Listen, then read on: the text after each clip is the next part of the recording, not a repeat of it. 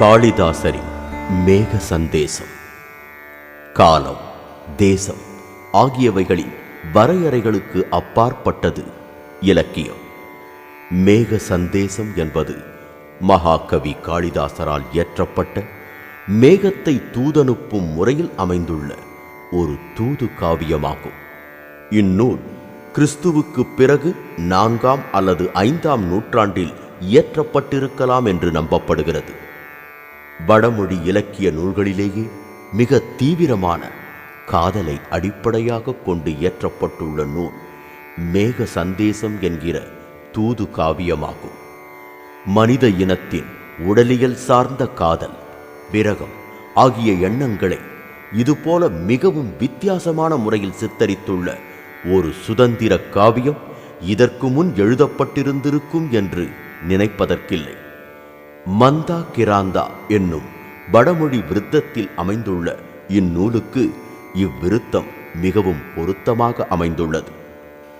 இன்று நாம் காணும் விஞ்ஞான கண்டுபிடிப்புகளுக்கு எத்தனையோ நூற்றாண்டுகளுக்கு முன்னரே காளிதாசன் இந்த பாரத நாட்டின் எல்லா மூலை முடுக்குகளுக்கும் பயணம் செய்து தான் சென்ற ஒவ்வொரு நாட்டின் காலநிலைகளையும் அங்கு வாழும் மக்களின் வாழ்க்கை முறைகளையும் பயணத் தொகுப்பு பாடல்களாக விவரித்துள்ளதை மேக சந்தேசத்தில் நாம் காணலாம்.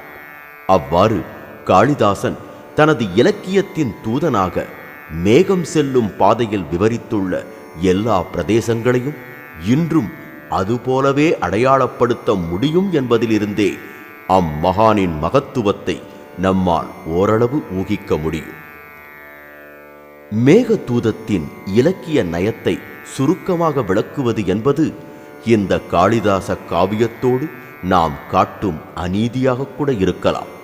இருப்பினும் வடமொழி காப்பியங்களையும் காளிதாசரது நூல்களையும் தூது விடுதல் காவியங்களையும் பற்றி சிறிதளவேனும் அறிந்து கொள்ள விரும்பும் வாசகர்களுக்கு சரியான முறையில் சுருக்கமாக திரு குட்டி கிருஷ்ணகுமாரார் அவர்களின் மொழிபெயர்ப்பை அடிப்படையாக கொண்டு விளக்குவதன் மூலம் இக்காவியத்திற்கு நீதி வழங்க இயன்ற அளவு முயற்சி செய்துள்ளோம்.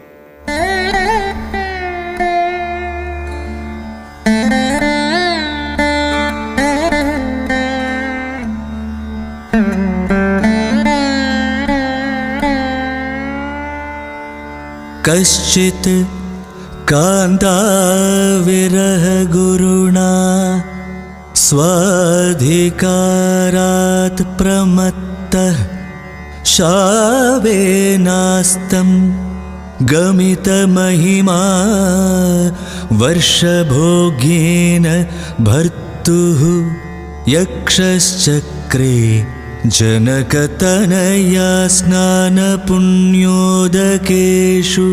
स्निग्धच्छायातरुषु वसतिं रामगिर्याश्रमेषु।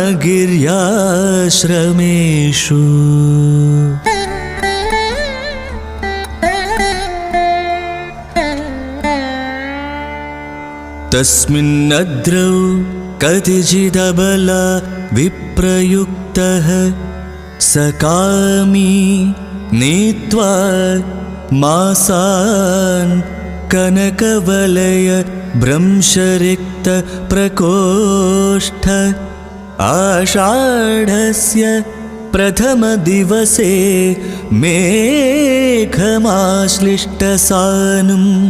वप्रक्रीडा परिणत गजप्रेक्षणीयं ददर्श।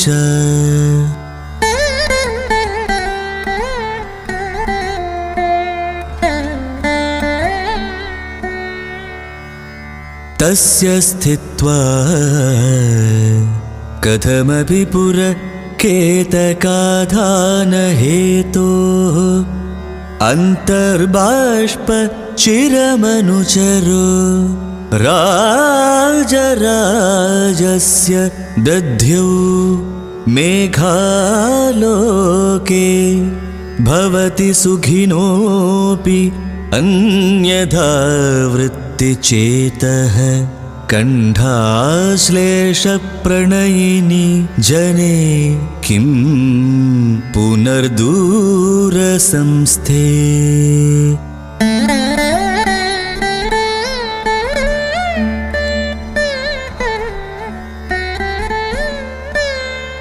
प्रत्यासन्ने नभसि दयिता जीवितालम्बनार्थी जीमूतेन स्वकुशलमयीं हारयिष्यन् प्रवृत्तिं स प्रत्यग्रैः कुडजकुसुमैः कल्पितार्घाय तस्मै प्रीतः प्रीतिप्रमुखवचनं स्वागतं व्याजहार।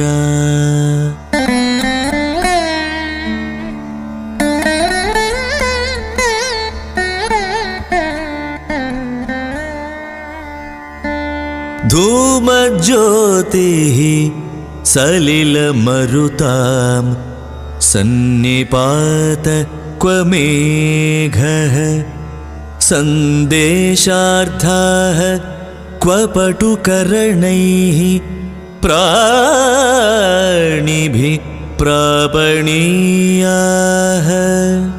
इत्यौत्सुक्यादपरिगणयन् गुह्यकस्तं ययाचे कामार्ता हि प्रकृतिकृपणाश्चेतनाचेतनेषु।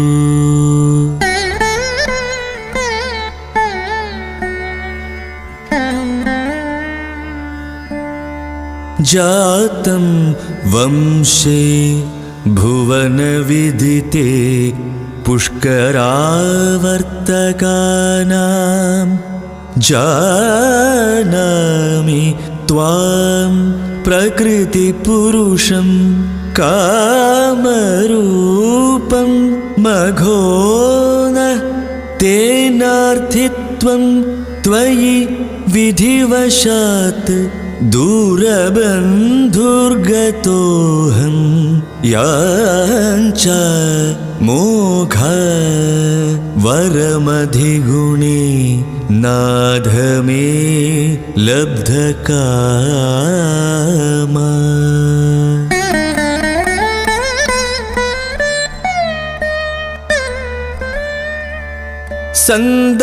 सन्दप्तानां त्वमसि शरणं तत्पयोद प्रियायाः सन्देशं मे हर धनपति क्रोधविश्लेषितस्य गन्तव्या ते वसतिरळगानाम यक्षेश्वराणां बाह्योद्यानस्थित हरशिर चन्द्रिकाधौतहर्म्या।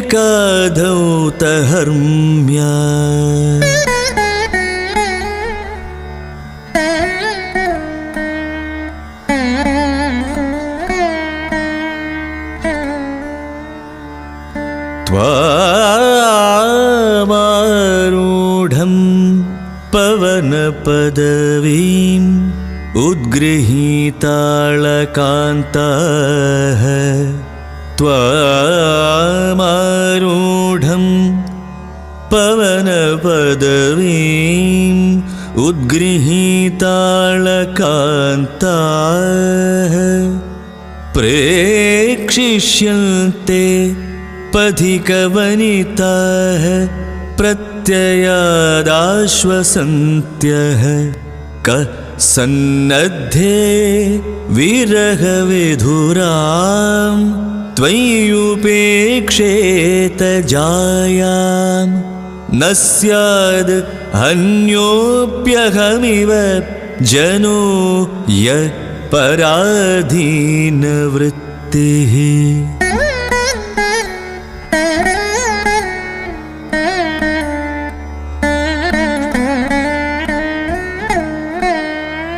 मन्दं मन्दं नुदति पवनश्चानुकूलो यथा त्वां वामश्चायं नदति मधुरं चातकस्ते सगन्ध गर्भाधानक्षमपरिचयान्नूनम् आबद्धमालां सेविष्यन्ते नयनसुभगं घेभवन्तं वलाकाः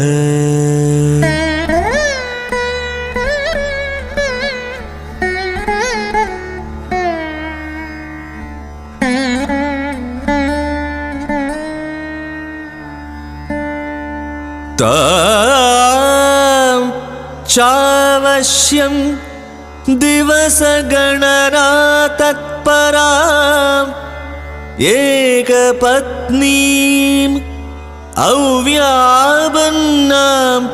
अविहतगति द्रक्ष्यसि भ्रातृजायाम् आशाबन्ध कुसुमसदृशम् प्रायशो ह्यङ्गनानां सद्य पाति प्रणयी हृदयं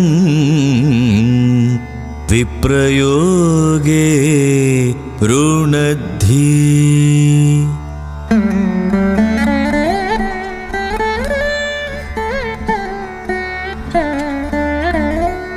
कर्तुं यच्च प्रभवति महीम् उच्छिलीन्द्रामवन्ध्यां तत् श्रुत्वा ते श्रवणसुभगं गर्जितं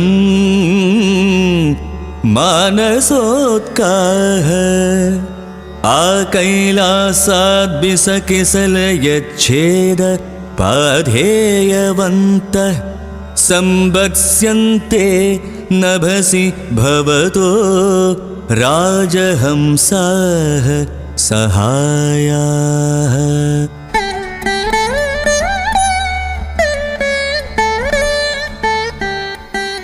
யக்ஷர்கள் என்பவர்கள் வானுலகில் கைலாசத்தில் உள்ள அழகாபுரியில் வசிப்பவர்கள். செல்வங்களின் மன்னனான வைஸ்ரவணன் என்பவர்தான் அவர்களது அரசராவார். அவரது அடிமையான ஒரு யக்ஷன் ஒரு முறை தனது கடமையிலிருந்து தவறிவிட்டதால் அரசன் அவனை தனது மனதுக்கினியாளிடமிருந்து 1 வருட காலம் பிரிந்து வாழுமாறு சபித்து விட்டான். மனைவியை பிரிந்த விரக தாபத்தால் வாடிய அந்த யக்ஷன் பாரத நாட்டின் தெற்கு பகுதியில் மாமன்னன் ஜனகனின் புதல்வியின் நீராட்டினால் புனிதமடைந்த நீர்த்தேக்கங்களும் அநேகவித நிழல் மரங்களும் நிறைந்த ராமகிரி என்னும் ஆசிரமங்கள் நிறைந்த பகுதியில் வாழ்ந்து வந்தான்.